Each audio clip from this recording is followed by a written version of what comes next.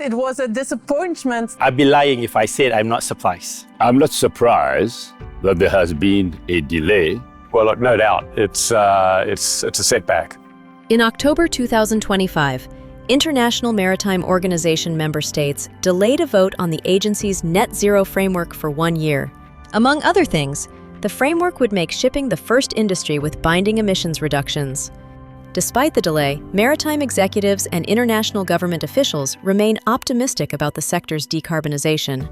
It was a disappointment that the net zero framework did not land yet, but I will not give up. I see that there is still a lot of energy within IMO, within a lot of countries, to move forward in that direction. I think most of us would agree that it was a real surprise at the last minute and disappointing. But look, quickly turning to the future, we just need to carry on. What the delay is offering us is an opportunity to reflect more. I remain positive going into the future, and I'm sure if we expand the dialogue and look at everybody in an inclusive way, we should find a way out. It is probably the best outcome, considering the negotiation has taken so long. Now it's just a delay for 12 months. I think we can cope with that.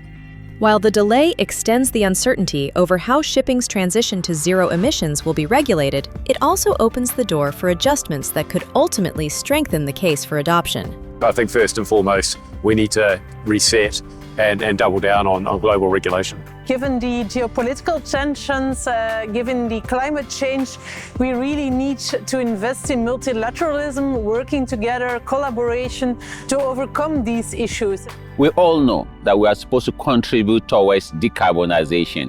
But the question is, how do you get the global south to be able to adjust to the short-term shocks of decarbonization? There is an overall consensus in relation to reduction of greenhouse gas emission.